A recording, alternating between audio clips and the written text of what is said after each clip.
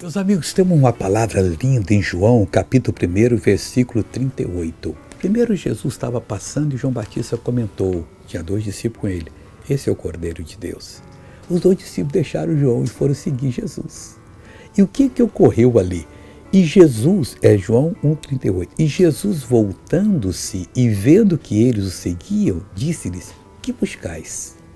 E eles disseram, Rabi, que traduzido quer dizer mestre, onde moras? E Jesus então os recebeu. E João não ficou triste, mas ele perdeu 2 dos seus discípulos, e olha, 2, pode dizer até dos melhores. Mas para Deus nós perdemos tudo.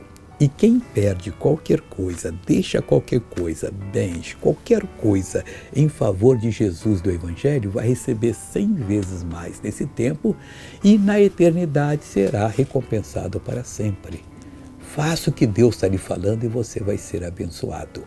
Veja essa pessoa que foi curada. Eu volto para orar com você. O que foi, irmã? Meu braço aqui eu operei, tinha arrebentado tudo de novo e eu estava assim, ó, bem trêmula com essa mão. Quanto tempo a senhora operou?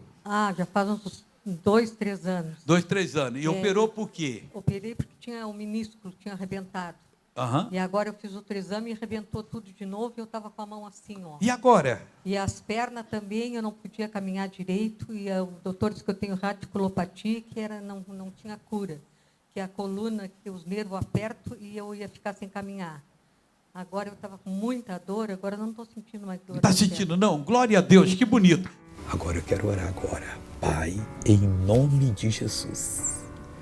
Oh, meu Deus, há mistérios na tua obra, coisas que o homem não entende, que às vezes não sabe o que fazer, mas quando fazemos a verdade, tu nos abençoas. Pai, eu estou ligado com essa pessoa, eu repreendo todo o mal da vida dela, eu reprovo agora, eu digo sai, vai embora, não oprima mais, em nome de Jesus Cristo.